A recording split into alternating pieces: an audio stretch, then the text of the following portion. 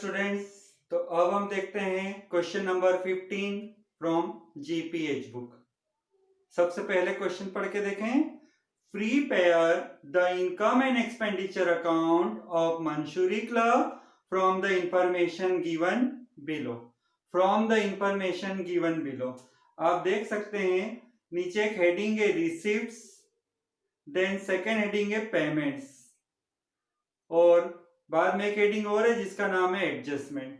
तो इस बार आप देख सकते हैं क्वेश्चन में इनकम एक्सपेंडिचर अकाउंट बनाना है, लेकिन इनकम एंड एक्सपेंडिचर अकाउंट बनाने के लिए बुक में क्वेश्चन में रिसीप्ट्स एंड पेमेंट अकाउंट पहले से बना हुआ नहीं है। अभी तक हमने ऐसे क्वेश्चन देखे हैं जिसमें रिसीप्ट्स एंड पेमेंट अकाउंट बना हुआ होता है और हम डायरेक्टली बनाते हैं इनकम एंड एक्सपेंडिचर अकाउंट। तो ये क्वेश्चन है preparation of income and expenditure account without receipts and payment account. एक बार क्वेश्चन अच्छे से पढ़ लिया जाए और जिस आइटम से रिलेटेड एडजस्टमेंट है वहां पर टिक कर लिया जाए। आप एडजस्टमेंट देखो, एडजस्टमेंट में लिखा है सब्सक्रिप्शन आउटस्टैंडिंग ₹100, तो आप सब्सक्रिप्शन पर टिक कर लें। Next, general expenses outstanding, general expenses पर टिक कर दें। नेक्स्ट, सैलरी आउटस्टैंडिंग, सैलरी पर टिक कर दें। Next, depreciation to be charge on furniture ₹50, तो डेप्रीशिएशन पर फर्नीचर पर टिक कर दें। जितने भी एडजस्टमेंट होते हैं उनसे रिलेटेड आइटम पर आपको टिक मार्क कर देना है ताकि क्वेश्चन सॉल्व करते समय हमें याद रहे। तो अब हम आओ चलो इनकम एंड एक्सपेंडिचर अकाउंट बनाएं। हाँ, तो टॉप पर हमें नाम लिखना होगा। नाम है Mussoorie club, Mussoorie club. Which account is to be prepared? Income and expenditure account. Income and expenditure account. Now for the year end date. For the year end date. Question में देखिए कौन सा ईयर दिया है। हाँ, अब के सवाल में डेट नहीं है, छोड़ दी जाए। Draw the column.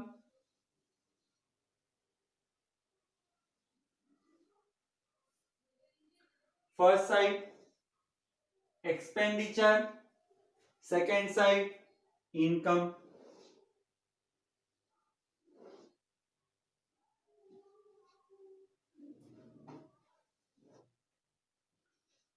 Debit side record the expenditure, credit side record the income.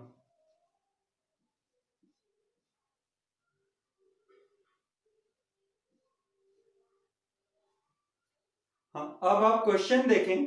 Question में रिसीप्ट्स हेडिंग है, रिसीप्ट्स से रिलेटेड जो भी आइटम है उसे हमें इनकम साइड लिखना है, लेकिन आपको याद रहे इनकम एक्सपेंडिचर अकाउंट में ओनली रेवेन्यू आइटम्स को ही अपीयर करना है।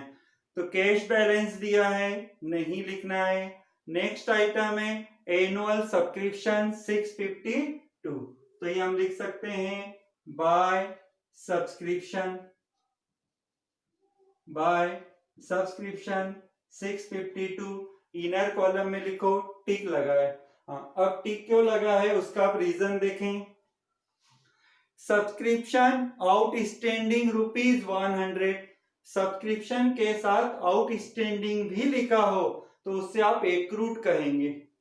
सब्सक्रिप्शन आउटस्टैंडिंग नहीं होता है, एक्रूड होता है। Subscription accrued ₹100।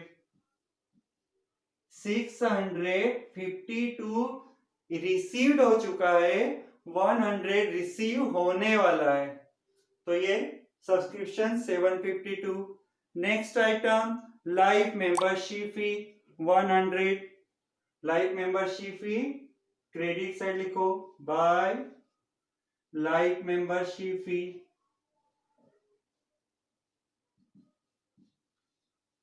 100.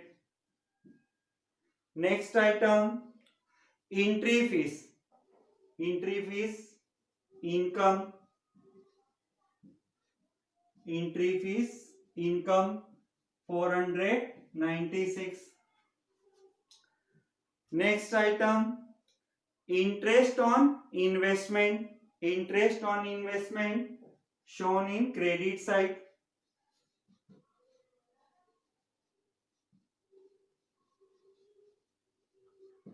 By interest on investment, amount of interest on investment 76. Next item, sundry receipts rupees 32. Sundry receipts shown in credit side.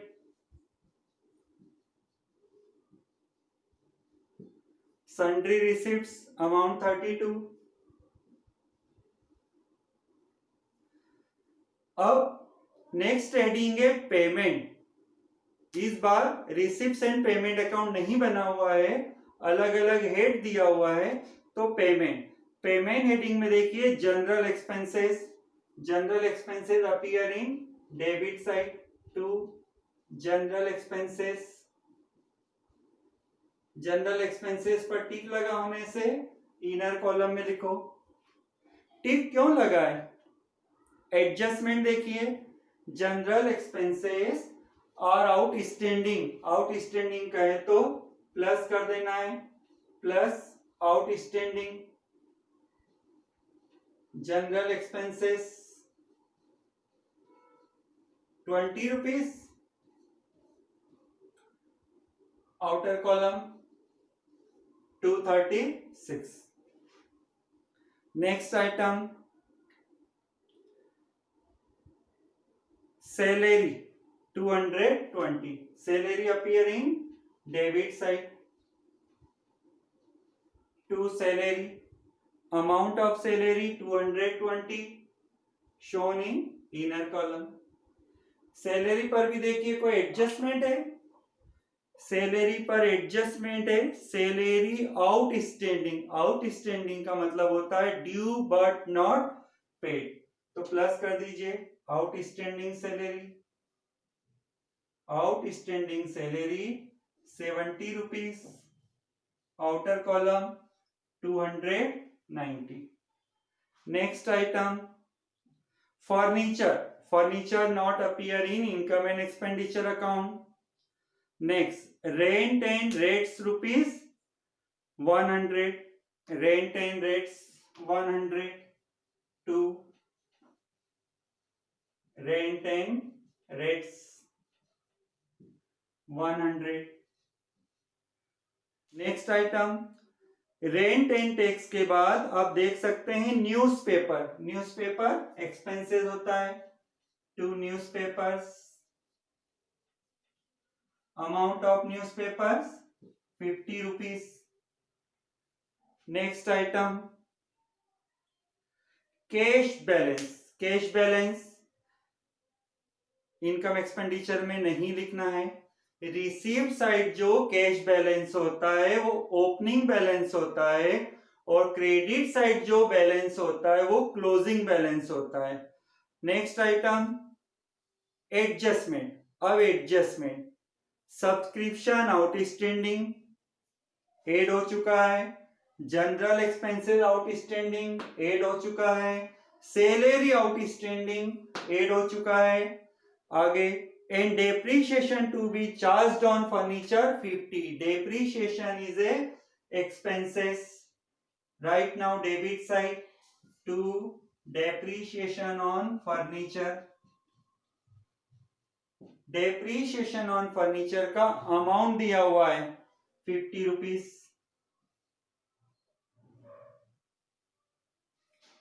Correct. सभी आइटम्स लिखने के बाद आप रफ पेज में क्रेडिट का टोटल कीजिए, डेबिट का टोटल कीजिए. क्रेडिट टोटल यदि अधिक होता है तो डिफरेंस डेबिट साइड लिखा जाएगा टू सरप्लस. तो आप क्रेडिट का टोटल करके देखो, डेबिट का टोटल करके देखो. माइनस करने पर आंसर आता है 606 रुपीज. तो ये डिफरेंस हुआ 606 रुपीज। अब आप दोनों साइड का टोटल कर दीजिए। Total of debit and credit will be similar. Total 1456 1456।